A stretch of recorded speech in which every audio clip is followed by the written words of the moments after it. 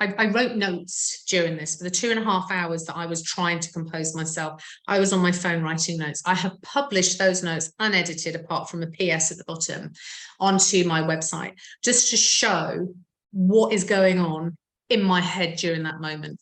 And for me, I was absolutely mortified. I felt embarrassed. I felt ashamed that I couldn't control my food, and it was obviously there for everybody to see.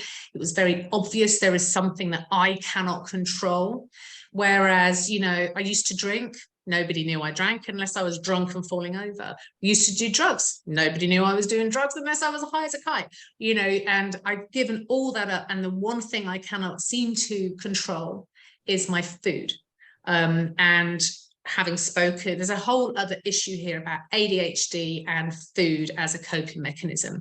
So actually my food, my psychiatrist has said, is my coping mechanism. So we need to get my ADHD medicated, and then I can release food from my coping mechanism. So there's also that in the mix as well. But for me, it's, you know, a daily, hourly, sometimes struggle to love my life, to live in my life. And don't get me wrong, there are far more important things in the world, and I'm so aware of it.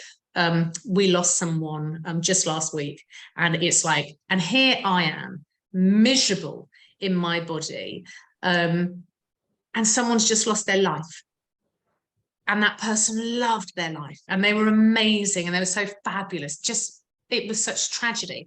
And in that, I am aware what I'm experiencing is pathetic in people's eyes and in my eyes, and that feeling like life is too short, I shouldn't be feeling this way. But the reality is I do, and I'm ashamed that I do. So I'm ashamed of the thought process, that I'm ashamed of my body.